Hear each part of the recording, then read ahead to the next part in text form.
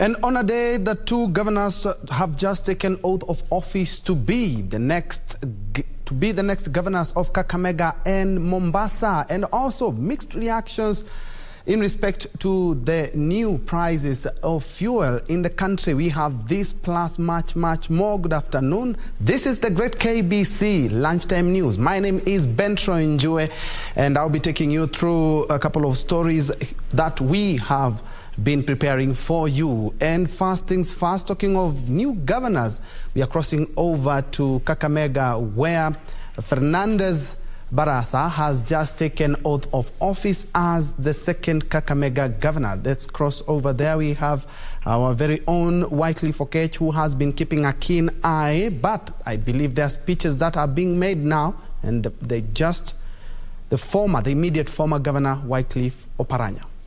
The rail development and benefit to the people of Kenya, but also affected government, suppliers, and contractors as financial institutions find them high interest rates for late repayment of borrowed loans.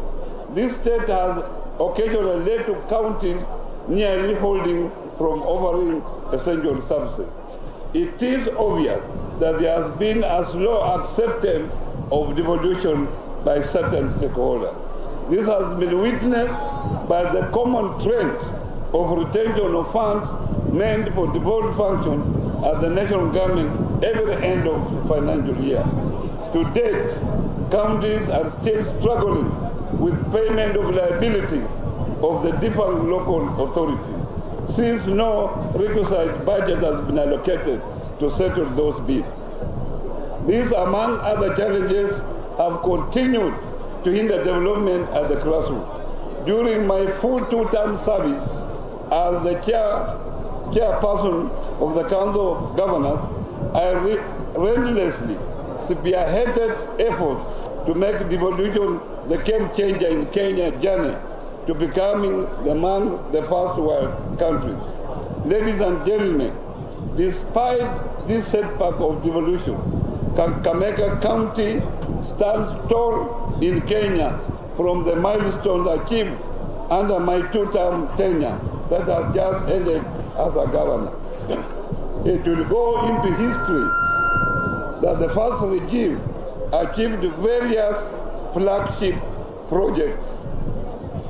In conclusion, ladies and gentlemen, I wish to thank the people of Kakamega County for the good time you have given me in undertaking a smooth running of our county for the last 10 years. It has not been easy, but we have managed together. I also appreciate the entire staff for working tirelessly to ensure that we realize the milestone that we have so far achieved, and pray that you will extend the same spirit to the next administration. I also appreciate the cooperation that we have had with the national government in our major development undertaking. I sincerely cherish and hold dearly the support accorded to me by the Lake Region Economic Bloc, LREP, and the Council of Governors for electing me as a chairperson during my reign as a governor. Finally, when the leadership term of Moses ended, the Lord directed him to hand over the mantle to Joshua to deliver the Israelites to Canaan. Today, I have officially handed over the leadership mantle to our county, to our next captain, who you overwhelmingly elected to lead us. As I once again congratulate you, I now wish to hand you to Your Excellency Governor Fernandez Barasa, the people of Kakamega County, the Assembly, and the entire staff, and all our stakeholders, that you may lead us to gain those other aspirations that we still must achieve to make Kakamega much greater. The people of Kakamega, I am proud of the various achievements that we have been able to realize during my tenure. Most importantly, I'm also quite happy that I leave you in the safe hands of equal custodian and a pilot who will steer our great county to the admirable successes. God bless Kakamega, God bless Kenya. Asanteni sana na kwaheri.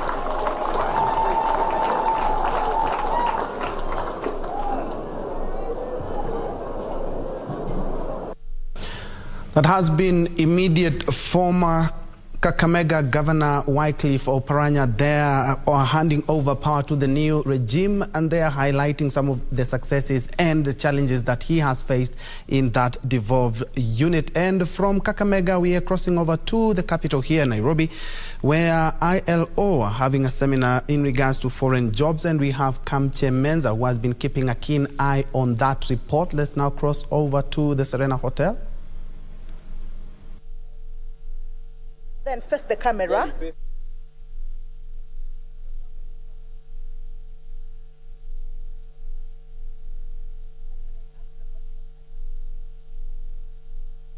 As we wait for Kamche to get set, let's have this story where education stakeholders have urged the new administration to work in improving the competency-based curriculum CBC rather than disbanding 8. Gravity Park CBC Center Director Duncan Kirimi said CBC was the way to go, adding that it was the sure bet for the future in terms of unemployment. What hinders you from actually doing this? This cabbage. Speaking at Gravity Park Competency-Based Curriculum Center along Kangundu Road, while celebrating birthdays for September kids who attended learning at the center, several speakers urged the new government dispensation to support the education system. We have been having learners here from different schools. You know, every day we have schools coming in to learn the practical aspects of CBC. We have various, we have covered all the designs in the CBC, and we have been having schools come and appreciate that, you know, there's something new that they are learning. Gravity Park Competency-Based Curriculum Center Director Duncan Kirimi said that learning through practicals is the order of the day in the current world. Schools can just come here and do their projects here, do their practicals here, without necessarily, you know, involving the parents unnecessarily. Of course, it's quite imperative that the parents are involved in the learning of their children. But where it becomes a burden, then there should be another way of going around it. He said putting up the facility was meant to offer competency-based curriculum one-stop learning center. Schools are being empowered, investors are being empowered so that they can create facilities and offer a platform where schools or children, learners can come and get the same knowledge that they are learning practically without really in putting a big burden on the parents. Reporting for Lunchtime News, I'm Esther Bodo.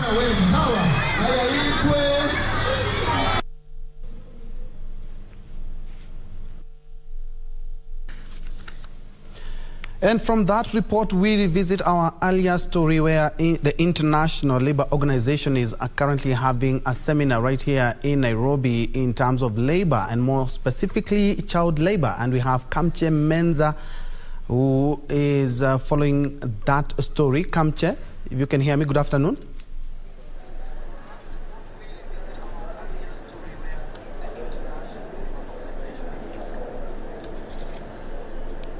Kamche, can you hear me? All right, Troy, like you said, of course, these are a number of organizations that are concerned with issues that are related to child welfare or children welfare. One of them, of course, is the Ministry of Labor, and yet another organization is the International Labour Organization that has actually convened this particular meeting, of course, to take stock of a number of issues that these particular organizations, as well as the ministry, have been taking or have been putting forward to ensure that the welfare of the children is put to on the right track. But without much ado, this is a symposium that has brought on board very many stakeholders, and I'm joined by the country director for ILO, Mr. Wellington Chibebe, to explain to us what exactly this symposium looks out to achieve. Remember, a few months ago, the world marked the World Day Against Child Labor, and of course, we will be talking to him to explain to us where we are as a continent. This is Africa. I remember Kenya is part of the African countries that are still grappling with child labor. So we will be seeking to understand where are we as a country, what are some of the issues that these governments need to take, and of course, what has been the main challenge in trying to deal or to end the child labor. Welcome, sir. Maybe to start us off, what exactly is this symposium all about? The symposium is a follow-up to the Durban conference, which was in May, which brought together 187 states and non-state actors to deal with issues of child labor, given the prevalence of child labor, not only in Africa, but globally.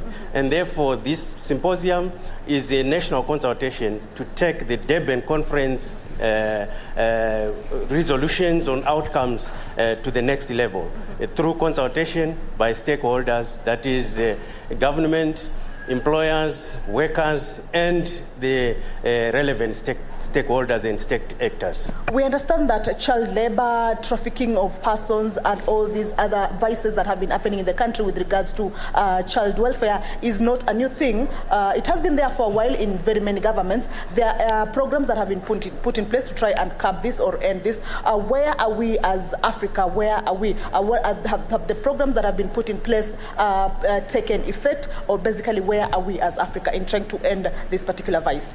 Well, the starting point is that out of the global figures in terms of child labor of 160 million, 92 million are in Africa in terms of child labor prevalence. And therefore, we are saying as ILO, let's address this issue immediately.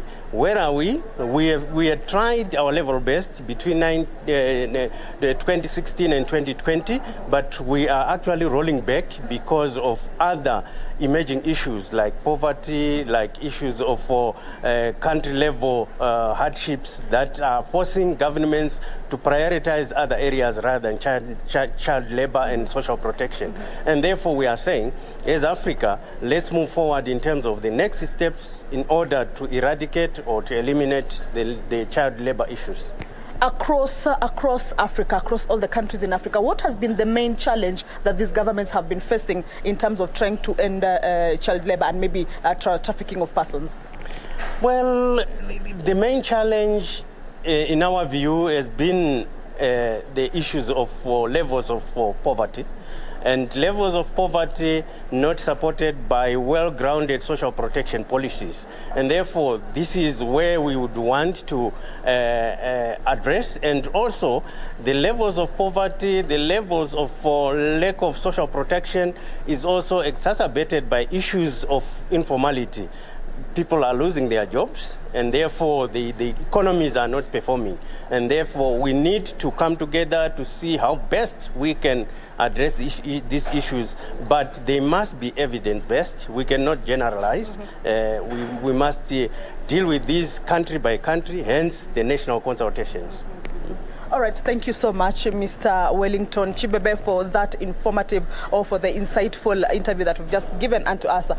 Ben Troy, as you heard from the ILO country director, is that governments need to put policy, of course, according to the issues that are affecting each and every country. Each and every country has their own issues, and thereby policies that need to be put, of course, according to what the governments, what that particular country is facing. That basically it. Of course, we will be taking stock of what is happening here, and of course, update our viewer as the day goes by. Back to you in studio, Ben Troy Njue.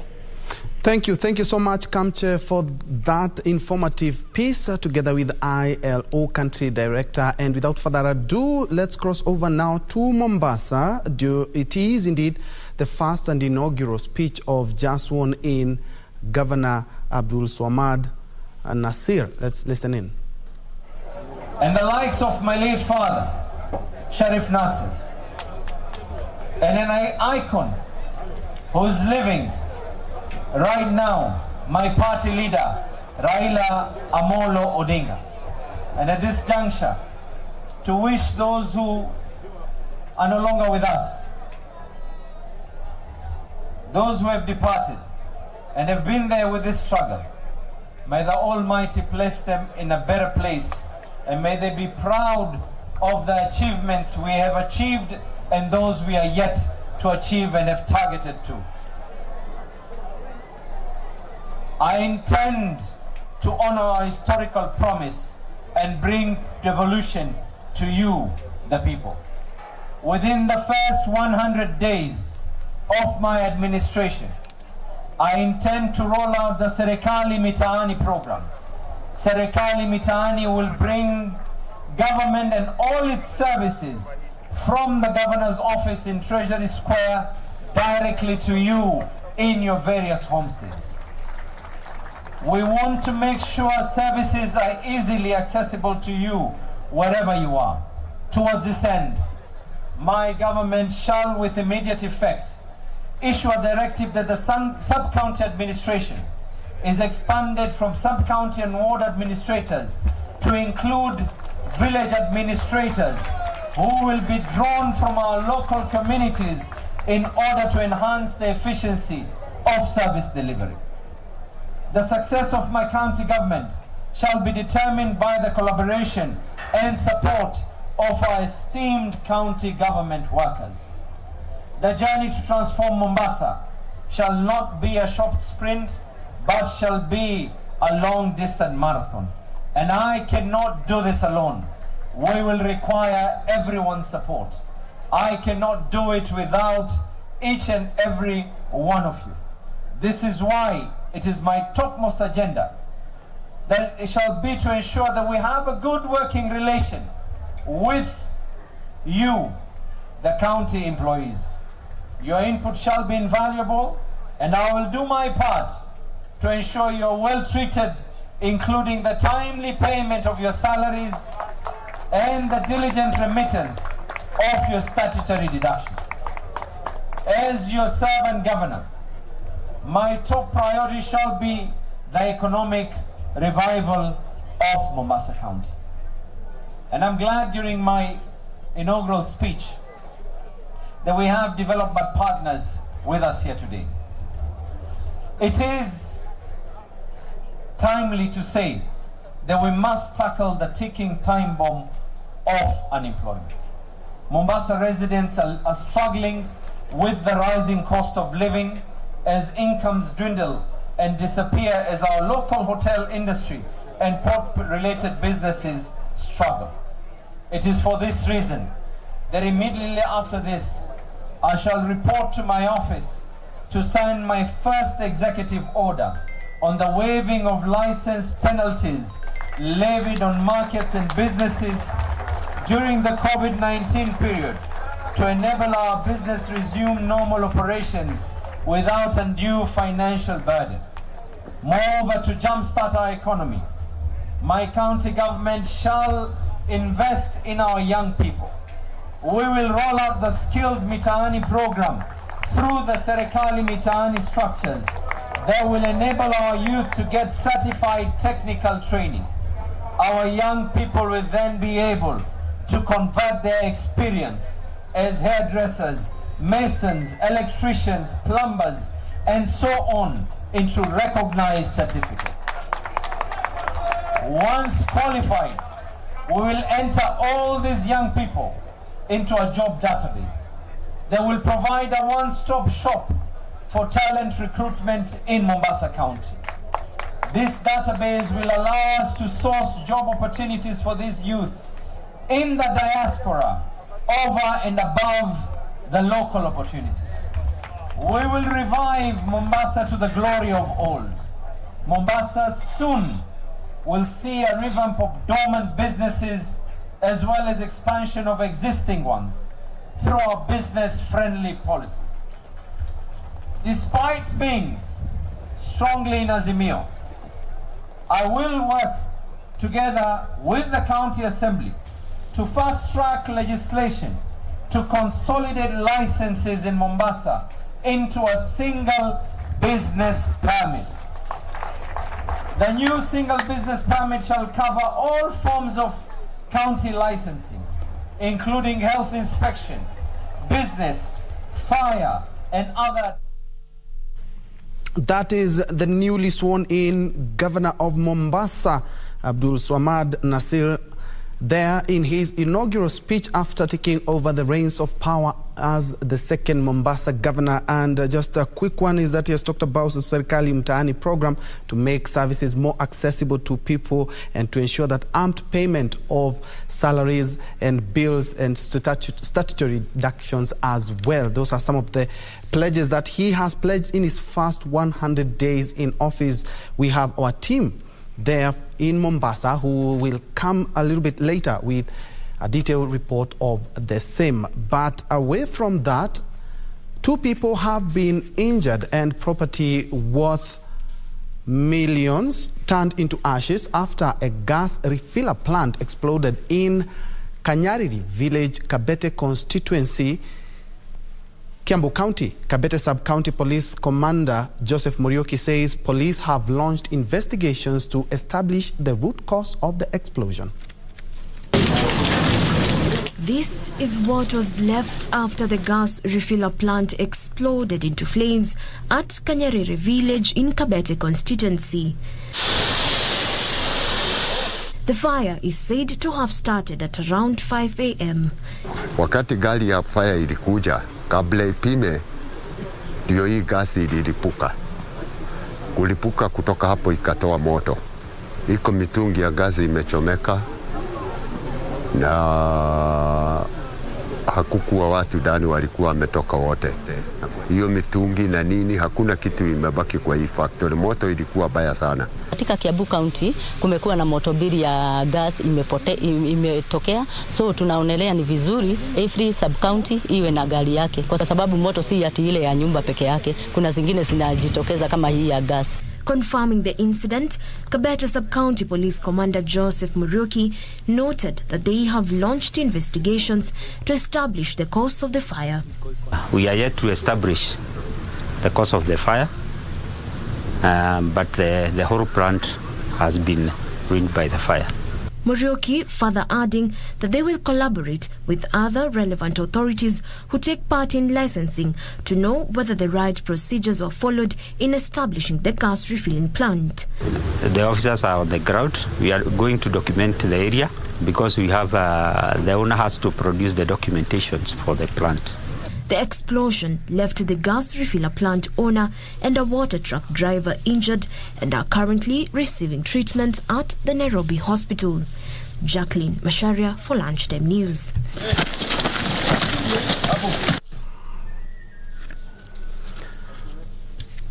Elsewhere, residents of Utunene village in Makueni County are calling on the national and county governments to cushion them from the adverse effects of water shortage in the area owing to the long dry spell in the region. Utunene Dam, the only water source in the area, has been dry for more than 4 months now. The calls come in the wake of the world marking the Global Week for Action in Sustainable Development Goals. As the world marks the Global Week for Action in Sustainable Development Goals, residents in Makueni County are battling water scarcity. At the Utunene village in Boni, locals were sensitized on the SDGs with a focus on water.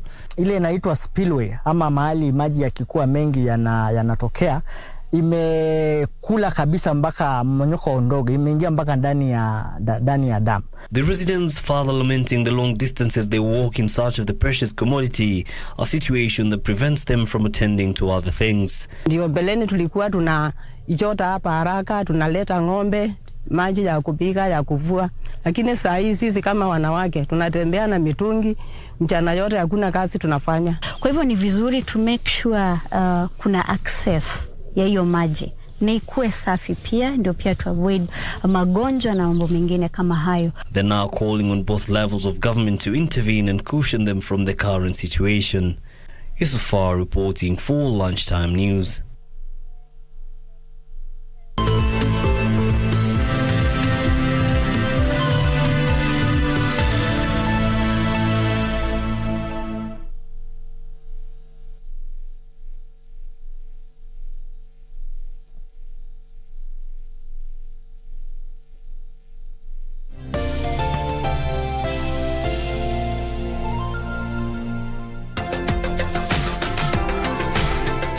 It's time to reset, restart, reskill, and talk about health matters. Wake up, eat healthy, and keep fit.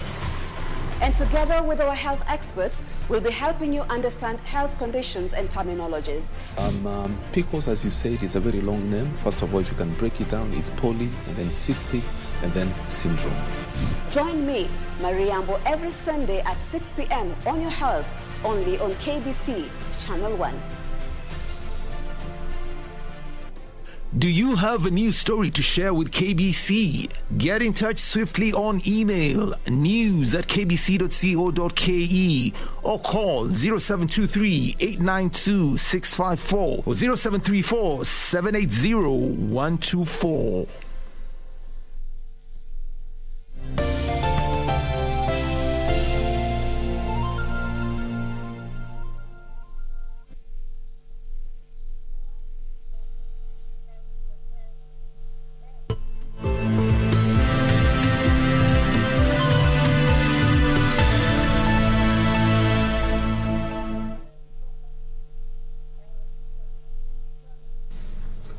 Welcome back and thanks for keeping us company. Elsewhere, a middle-aged widow has threatened to sue a local contractor over shoddy work on a house which she claims was not built as per agreed standard. Rose Maingo, who had bought a land along Kangundo Road, Matungulu subcounty, was in agreement with the contractor to build her a 3-bedroomed bungalow house at a cost of 4.3 million shillings before she returned to Kenya. According to Maingo, the contractor squandered most of the money and decided to put a substandard structure which has already collapsed. She claims she had already paid 3.7 million shillings to the contractor. Her sentiments were echoed by her neighbors who urged the authorities to take stern action on the rogue contractor.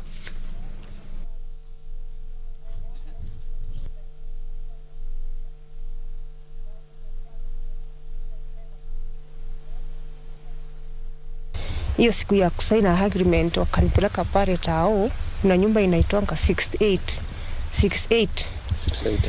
One of the room wakanionyesha hapo ndio ofisi yetu. Sasa ikakuwa tumeandikiana na wafanyia transfer 1 million hata na intervals mpaka nifikishe hiyo 4.3. Mimi nikafanya hivyo venye walifanya because nilikuwa nimewatrust na nimeambiwa, mpaka walikuwa wamenipeleka before waanze nyumba yangu, walikuwa wamenipeleka kwa field wakanionyesha nyumba mingi zenye wamechenga mpaka wakanichagulia moja venye hiyo yangu inaenda kwa pia ikiisha. Kwa wale watu watataka kujenga saa hizi wachunguze mtu kabisa kama hiyo kampuni ni ya halali ama ni ya ni kuweka tu wameweka ndio wapate pesa.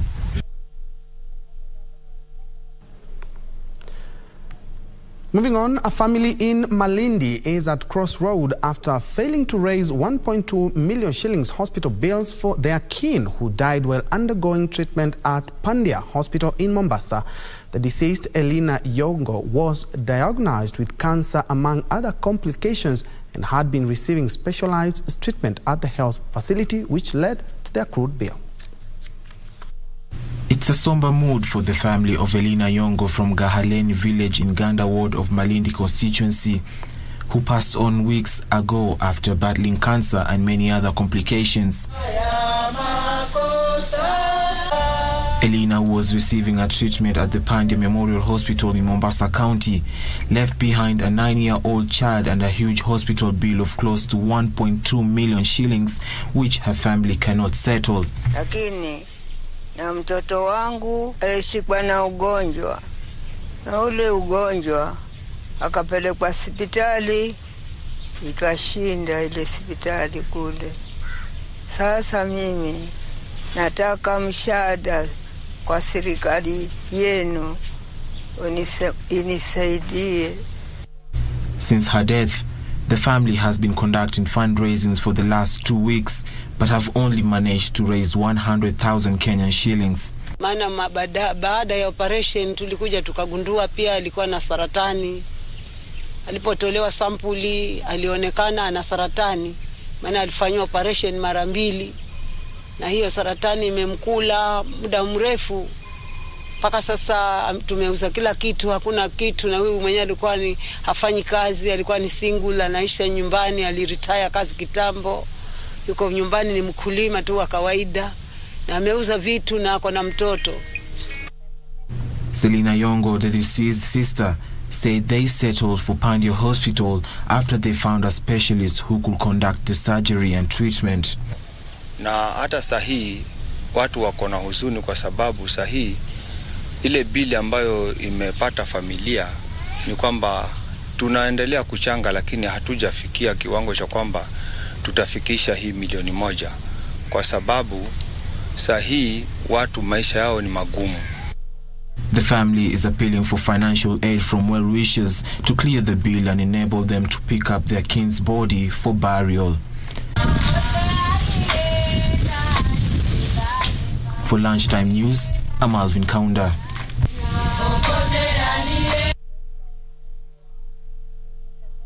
In any way you can help, kindly do. President William Ruto has sent a message of condolence to the family, governor, and residents of Baringo County following the sudden death of Deputy Governor Charles Kipng'ok, a former chairperson of the Kenya Tea Growers Association, is reported to have succumbed to breathing complications while awaiting to board a Mombasa-bound Kenya Airways flight to Jomo Kenyatta International Airport on Wednesday evening. In the message of comfort, President Ruto mourned with the first-term county leader as an amiable, astute, and highly accomplished public servant and captain of industry with an enviable track record of success in the tea subsector. The president prayed to God to grant comfort and fortitude to the family, friends, and relatives of Honorable Kipng'ok, as well as residents of Baringo County during this difficult period of mourning. Where are these 3? One is on annual leave.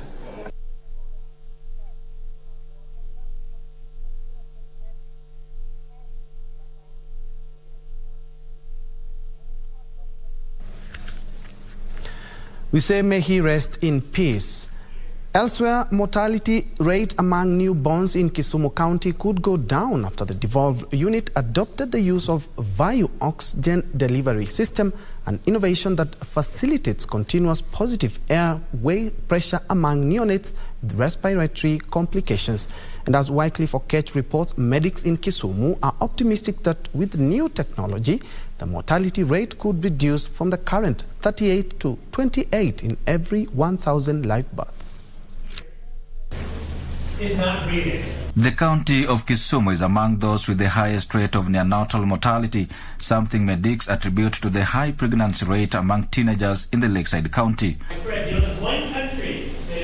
Dr. Emma Obegi, the Kisumu County Director of Medical Services, says Kisumu experiences 38 deaths in every 1,000 live births. This, according to Dr. Obegi, is higher than the national average rate of 28 deaths in every 1,000 live births. In Kisumu County, we've had a higher mortality for the neonates. Neonates are children between 0 and 28 days. And our mortality rate is really high. We are having a mortality rate of 38 children dying for every 1,000 live births, while the Kenyan national average is 28 children dying for every 1,000 live births. So therefore, for Kisumu County, it's double. However, this is set to reduce following the adoption of the VAIU oxygen delivery system. There are a number of different high-quality CPAP systems out there, but what's unique about this one is that it does not require electricity. It does not require compressed air. And it's very simple to use, so it doesn't require bioengineering support. And it's portable, so it can be used in ambulances. It can be used if you need to move to X-ray, to ultrasound, or move to another facility. Why it is important for us to adopt this kind of innovation is considering the terrain of Kisumu. We have a sub-county like Muhoroni, which is approximately 70 kilometers from Kisumu town. And the specialists and the bigger facilities are in Kisumu city. And therefore, when a baby is born in Muhoroni or in Kombewa, it is important to have such a device so that at that first minute, when it has been noticed that a baby requires assistance in breathing, then that child is given that oxygen. The locally manufactured device is a donation from the Kilifi-based Revital Healthcare and will be stationed at the Jaramogi Oginga Odinga Teaching and Referral Hospital. When Madam First Lady Dorothy Nyong'o came for the launch earlier this year with Dr. Emma, Dr. Ganda, we donated one device to this county, and we're looking at more donations. So we're looking at philanthropists who are willing to donate money to donate more devices to Kisumu County. Kisumu County is also set to procure more units of the device to bring down neonatal mortality rate by a significant margin. The reason why we wanted to start with this facility is because once we have capacity in this particular facility, then as a county, we are able to now go into procurement, having that we have our own experiences, and we are able to justify that this is the number of children that require this kind of assistance, and therefore we have capacity to buy more. And because it's a new financial year, then we are able to submit our procurement after we have tried it in our own system. And further afield, mourners from all walks of life queued throughout the night to pay their final respects to the late Queen Elizabeth II, who lay in state in London's ancient Westminster Hall. The line of mourners stretched more than 2 miles along the banks of River Thames.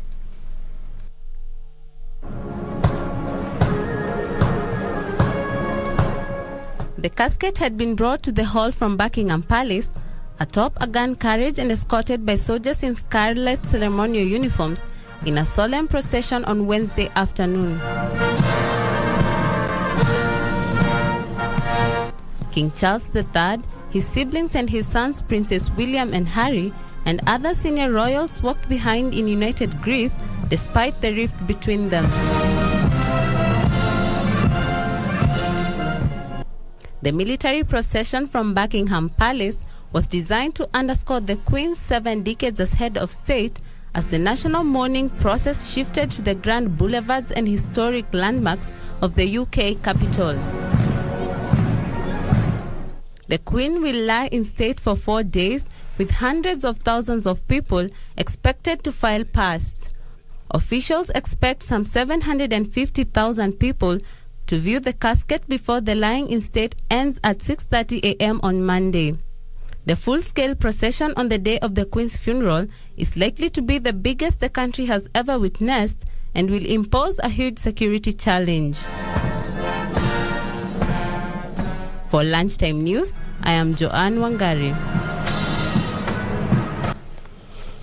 Moving on, banks are lending in compliance of data protection and privacy law at 56% according to the latest EY Kenya Data Protection and Privacy Survey of 2022.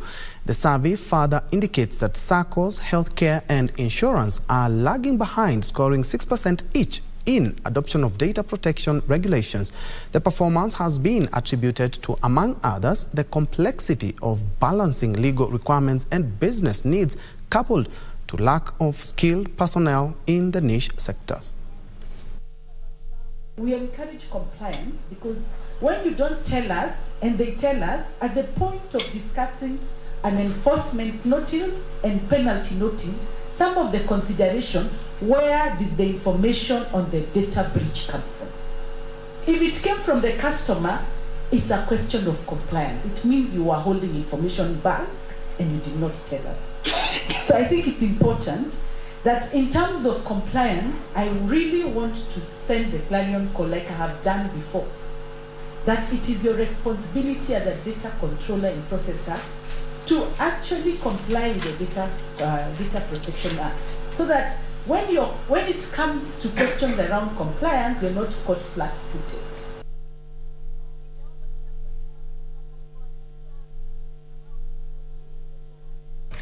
The International Monetary Fund, IMF, has green-lighted, the immediate disbursement of $31.9 million to Madagascar to cover the island nation's external and fiscal financing needs. The approval comes after the lender confirmed it had completed the second review of the country's economic program under the extended credit facility. Here is the roundup of this and other stories from across the continent. The latest fund brings the total disbursements under the arrangement to $159.7 million US. While 2021 growth was revised up to 4.3%, 2022 growth is projected to stall at 4.2%, and annual average inflation is projected to accelerate to 9.8%, fueled by the surge in international oil and food prices. The IMF said lower growth and higher commodity prices will weigh on the budget, widening the fiscal deficit. Meanwhile, Egypt's foreign ministry announced a memorandum of understanding signed on Egypt's joining of the Shanghai Cooperation Organization, SCO, as a dialogue partner in the Uzbek capital of Tashkent. The approval of Egypt's membership as a dialogue partner preceded a summit of heads of state and governments which are members of the organization. The move is an important step toward the promotion of ties with the organization's member countries in the different domains, along with supporting regional security and stability. The governor of the Bank of Namibia is pleading with commercial banks to fund productive sectors to maintain the economic growth the country has built up in the past months. He noted that even though Namibia enjoys stable monetary and financial conditions, sustainable economic development will be elusive unless meaningful action towards economic recovery is taken. Data from the bank shows productive sectors in Namibia, such as manufacturing, mining, and agriculture, only made up 10% of the commercial bank's loan books in 2021, and figures have not improved much since. Namibian commercial banks have a loan book worth over 105 billion Namibian dollars. Serena Ndekeremo for Lunchtime News. And back home, the national government has rolled out a multi-million shillings program to bolster the potato production in Nakuru County through promotion of mechanized farming, development of high-quality planting material, and establishing a cold storage facility. Here's Terry Njenga with the details. The Ministry of Agriculture under the National Agricultural, Rural, Inclusive and Growth Project is working with over 3,000 smallholder farmers in Molo, Njoro, Kuresoi North, Gilgil and Kuresoi South, which are the largest potato-producing sub-counties within the devolved unit for improved production of the crop sufficient for local demand and export markets. The potato project involves promotion of new farming technologies for breeding multiple diseases, free and high-yielding seeds as a way of unlocking the over 15 billion shillings potential in the devolved unit. We intend to introduce tractors for use by farmers. We also have a host of implements and equipment which will be used by the various farmers' cooperative societies. And these cooperative societies are expected to utilize or to be guided by the Potato Union in terms of their production of potatoes, all the way from doing the potato seed production, which will be providing clean planting materials. While Kenya's potato seed demand stands at 30,000 tons annually, the country only produces 6,700 tons, with most farmers recycling the seed from the previous season, a move blamed on poor yields. Penda kuongeza mazao, hiyo ni core objective ya hii project, lakini vile vile tungependa kuona biashara ikikua. Na tunajua ya kwamba Kenya yetu na hasa wakati huu miaka miwili mitatu imepita sasa, hali ya hewa imekuwa sio nzuri. So tungependa tutafute mimea ambayo tutaikuza kwa muda mfupi, alafu ikatuzalishia chakula ili tuweze kuona ya kwamba food security ya taifa letu inakuwa guaranteed. Irish potatoes are the second most consumed food crops in Kenya after maize. It is grown by about 800,000 smallholder farmers. We want to encourage all farmers to join us as a union. Also, because this is the way that we are going as per the crop regulations, the Irish potato regulation of 2019 that requires producers to be in producer organizations so that we can be able to organize the entire food system towards increasing incomes and improving the livelihoods of all potato farmers. The potato value chain employs about 3 million people and contributes over 50 billion shillings to Kenya's economy annually. Reporting for Lunchtime News, I'm Terry Njenga. Potato, either way, it's a good initiative. in regards to food security. And talking about food and security and peace committees from the 4 sub-counties of Isiolo, Buri East, Tigania East and Tigania West have resolved to enhance peace in the region owing to the anticipated effects of drought in the region. In recent days, conflict has emerged pitting herders against crop farmers due to the ongoing drought in the area.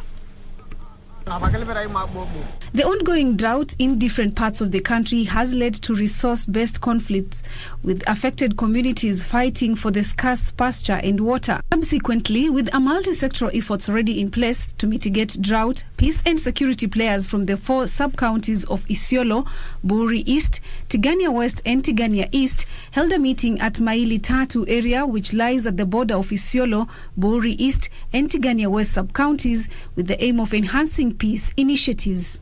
The issue of livestock owners destroying pipes and watering ponds is an issue that we have addressed, and we have resolved that it is prudent for them to respect other people's properties.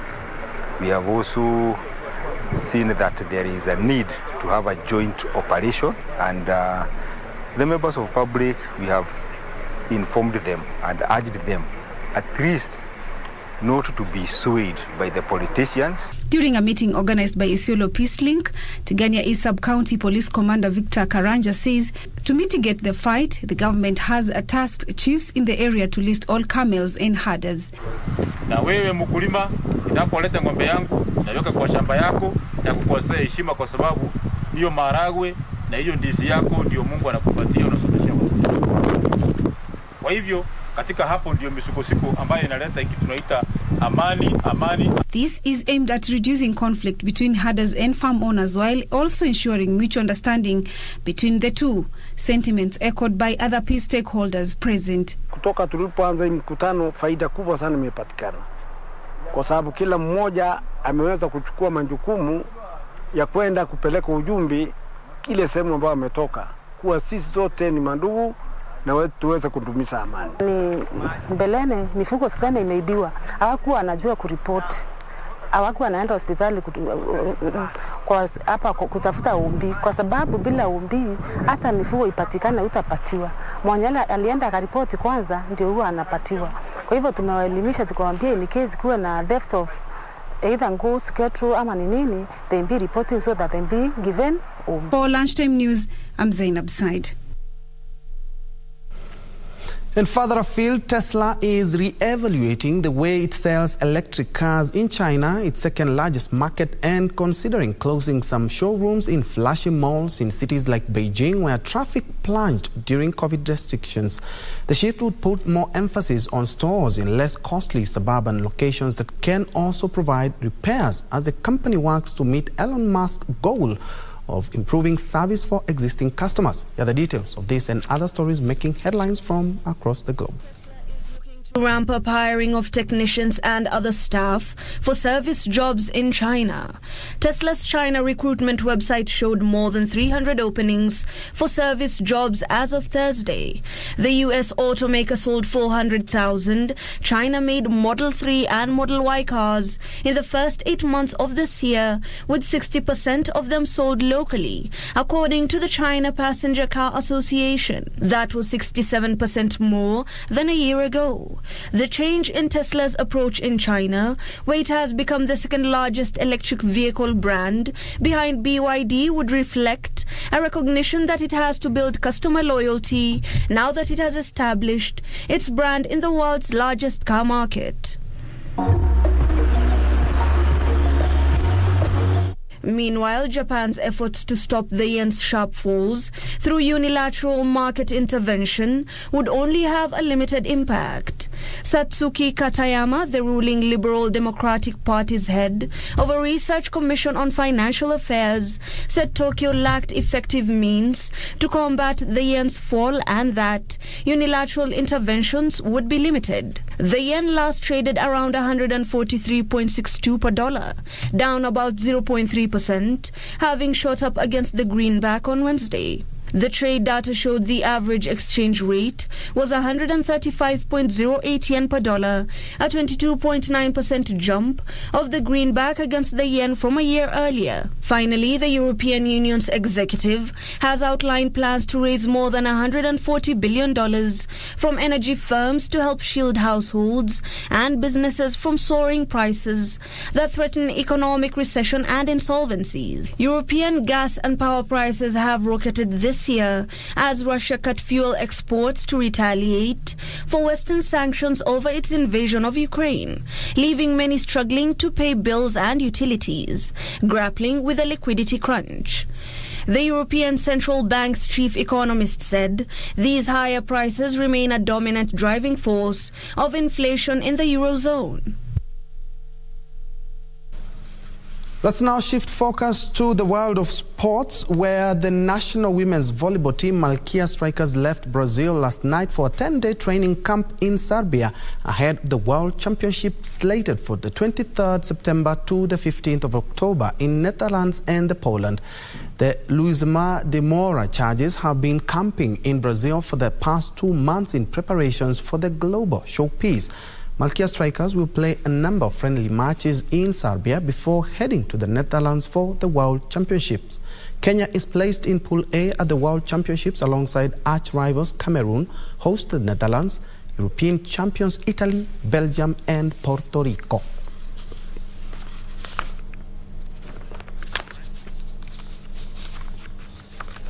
Australia World Cup winner and vice-captain Rachel Haynes has announced her international retirement. The 35-year-old has been a key player for Australians, winning 2 50-over and 3 2020 World Cup plus gold in the 2022 Commonwealth Games. Meanwhile, Andy Murray and Joe Salisbury lost a doubles decider as Great Britain were beaten 2-1 by the United States in the Davis Cup group opener. World Cup winner and vice-captain Rachel Haynes has announced her international retirement. The 35-year-old batter has been a key player for all conquering Australians, winning 2 50-over and 3 2020 World Cups plus gold in the 2022 Commonwealth Games. Having made her debut in 2009, Haynes played 77 one-day internationals, 84 T20s and 6 tests for Australia. Australia are currently without a head coach after Matthew Mott took over England's men white ball sides, while skipper Lanning took an indefinite break from cricket last month. Meanwhile, Murray and Salisbury lost a doubles decider after they were thrashed 2-1 by the United States in their Davis Cup group opener. The pair lost 5-7, 6-4, 7-5 to Rajiv and Jack Sock to settle an agonizingly close tie.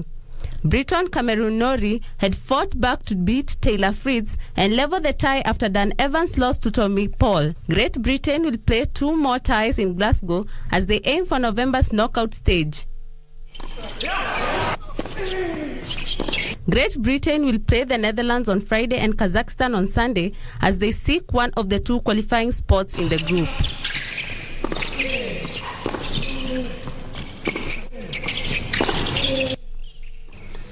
And away from the sports, we focus on the new fuel prices, where Kenyans have come out to criticize the move by the government to increase pump prices at a time they are grappling with the high cost of living. As from midnight, the price of super petrol went up by 20 shillings to retail at 179.30 cents per litre in Nairobi. A litre of diesel is being sold at 165, a 25 shillings jump, where kerosene went up by 20 shillings to retail at 147.94 per litre. Energy Petroleum Regulatory Authority (IPRA) Director General Daniel Kiptoo said the government has commenced the gradual removal of fuel subsidy that has been in place for the past 6 months to cushion Kenyans from the high cost of fuel.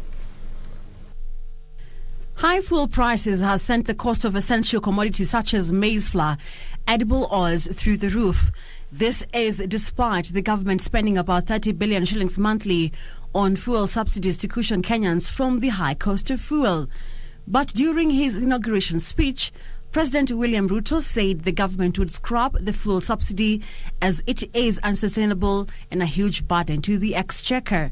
Alone, the taxpayers have spent a whopping 144 billion, 60 billion in the last 4 months alone.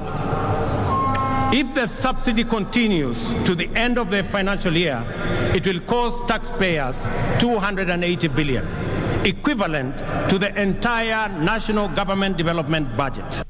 Kenyans woke up to new pump prices as the government commenced the gradual removal of fuel subsidy, with the Energy and Petroleum Regulatory Authority saying that although the subsidy for petrol has been removed, a subsidy of 20 shillings and 82 cents and 26 shillings and 25 cents per litre had been retained for diesel and kerosene to cushion consumers. A litre of super petrol went up by 20 shillings and 18 cents, 25 shillings for diesel and 20 shillings for kerosene in its latest review. Transporters and traders in Kajiado say the full hike would adversely affect the cost of doing business and ability for their customers to afford goods. Imeongezeka na makastoma anashinda na kuongezea bei. Naona hata pikipiki wengi watarudisha mapikipiki yao, waanzishe mambo mengine kujaribu maisha mengine. Wangu kwa serikali yenye imekuja kwa saizi, ninaomba iangalie mambo ya mafuta, iangalie ya mwananchi wa chini. Juu sasa tunashangaa ile bottom up inakuwa ni aje, itakuwa ni mtu wa chini ndiye anafinyika zaidi. Na hii bei ya mafuta vile imepanda, kwa kweli hata sisi tunapandisha bei. Sababu kama kwa mfano mahali tulikuwa tunapepa na 70, saa hii ni 100. Na mahali tulikuwa tunapepa na 50, sasa tutakuwa tunapepa na 80. Naomba serikali isaidie sana sisi watu wadogo, wasifanye madereva, kwa sababu kama na mango unalipa unaambia abiria kulipe 600, anasema na nauli.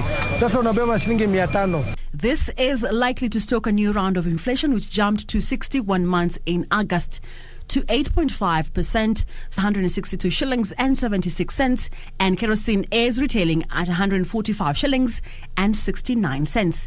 Fuel will be most expensive in Mandera, where a litre of super petrol is retailing at 192 shillings and 35 cents, diesel at 178 shillings and 5 cents, and kerosene is retailing at 160 shillings and 98 cents. Carla Njenga for Lunchtime News. And on that fuel note, that brings us to the tail end of this live newscast. Thank you so much for joining us. But that's not all. We still have more news on our social media spaces and also on our website, that is www.kbc.co.ke. And also something else we are keeping our eyes and ears, not forgetting our lenses peeled for, is the governor's induction in Mombasa, where the chief guest is the Deputy President Rigathi Gachagua. We will be beaming that feed as soon as the Deputy President begins the speeches live. So keep it KBC. Thank you so much for watching. My name is Njue, and Wangeshi has been our sign language interpreter for this live newscast. Indeed, we have more news in our subsequent bulletin. Have a blessed afternoon.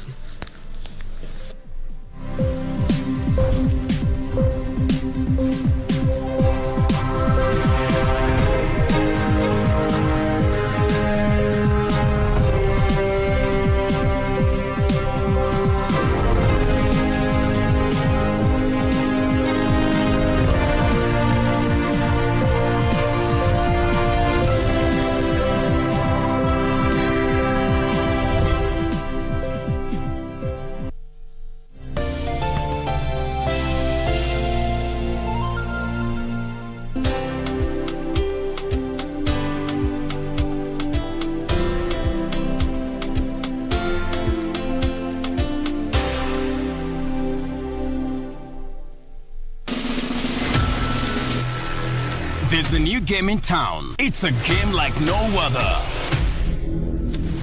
It's captivating. It's fun,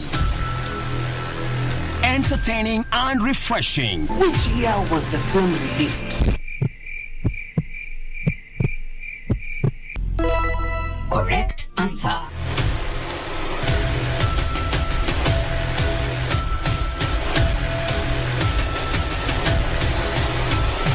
miss out on the Second Chance television game show, premiering on Channel 1.